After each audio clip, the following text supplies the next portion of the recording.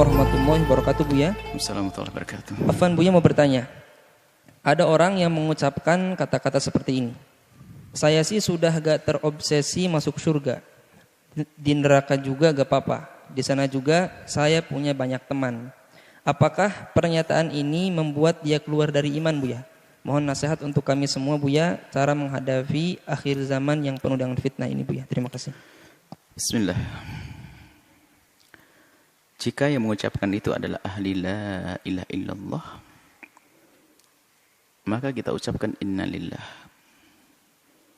Karena itu bencana besar. Dan hendaknya kita tidak terima dan sedih. Karena ahli la ilallah itu telah masuk wilayah aman dan iman.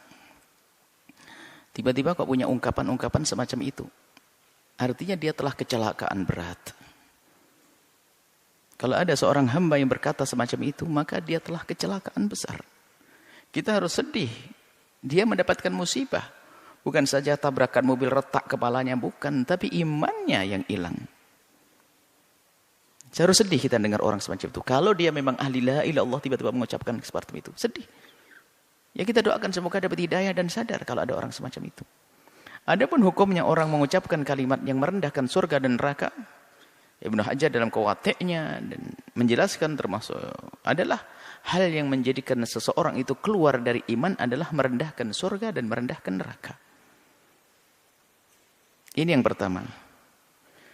Kemudian jika ada orang mengucapkan semacam itu, kita sedih.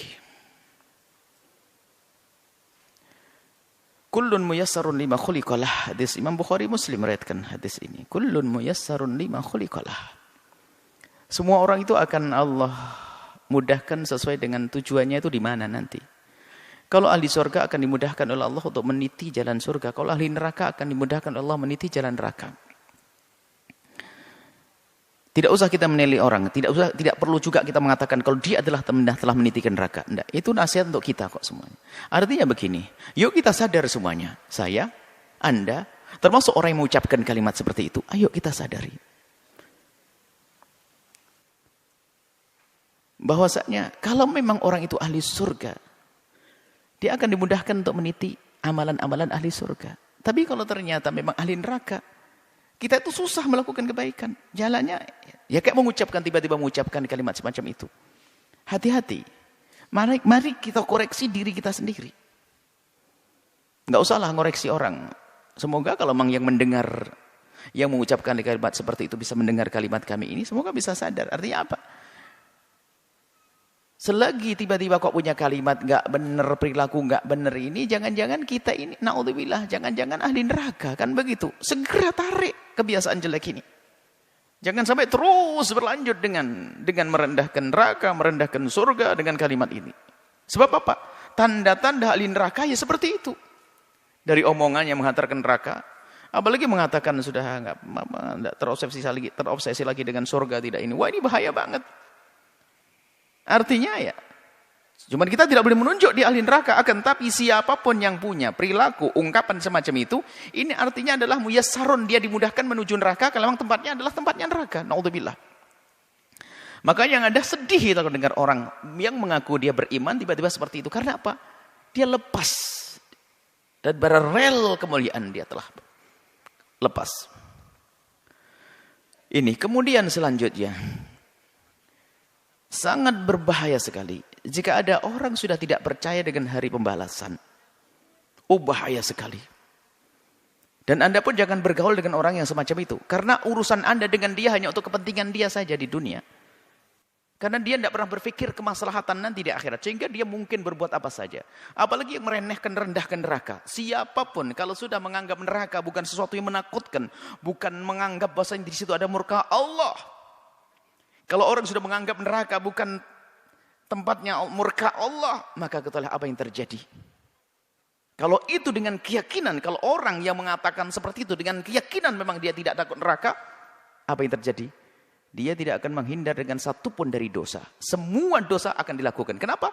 Dia nggak takut neraka kok. Maka paling bahayanya manusia kalau sudah tidak percaya dengan hari pembalasan atau meremehkan hukuman di hari pembalasan. Karena apa? Bagi dia apapun yang saya lakukan, saya tidak peduli dengan pembalasan. Naudzubillah.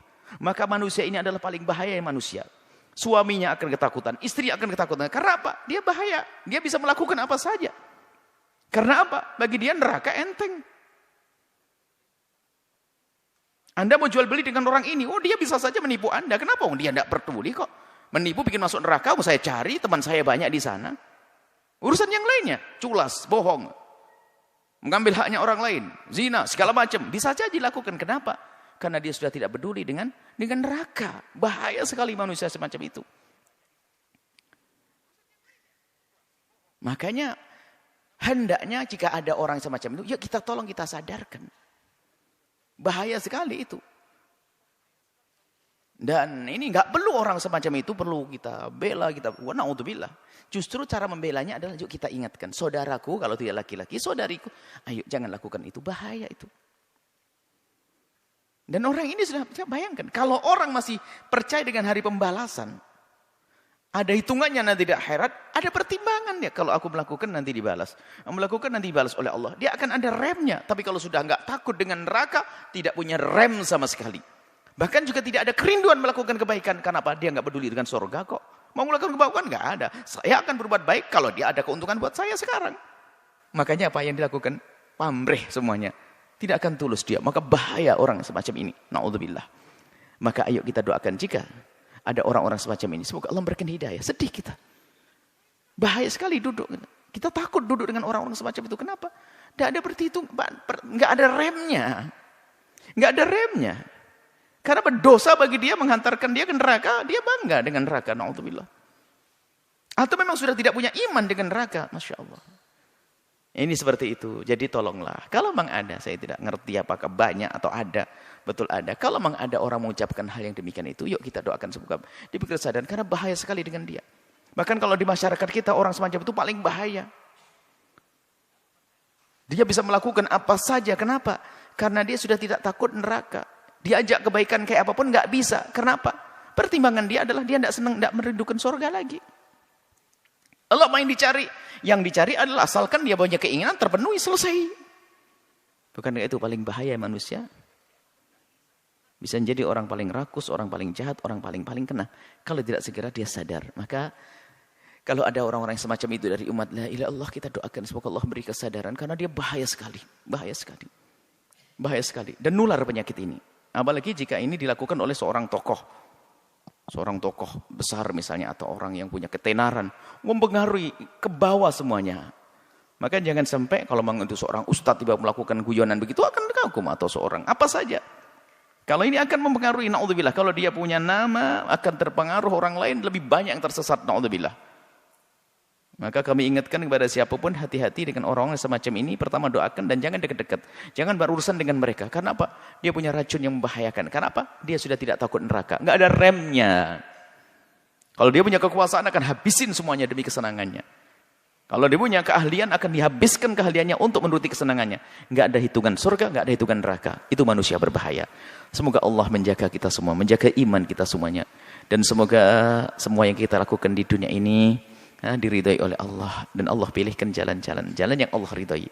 Yang pelaku dosa Allah ampuni, dan siapapun yang kepleset lesannya salah, semoga segera sadar sehingga kembali. Allah Maha Kasih kok. Maka kalau orang-orang yang mengatakan semacam itu, pintu maaf Allah luas. Segera minta maaf dan tanamkan rasa takut ke neraka, rindukan kepada surga dan ridho Allah Subhanahu wa taala, maka setelah itu apa? Anda akan diampuni oleh Allah dan selesai kisahnya. Jangan teruskan dengan sifat-sifat sombong dengan surga, yang tidak lain adalah sombong dengan Allah, kepada Allah Subhanahu wa taala. Sombong dengan neraka tidak lain adalah sombong kepada Allah Subhanahu wa taala. Na'udzubillah. Semoga Allah mengampuni semuanya. Wallahu a'lam bishawab.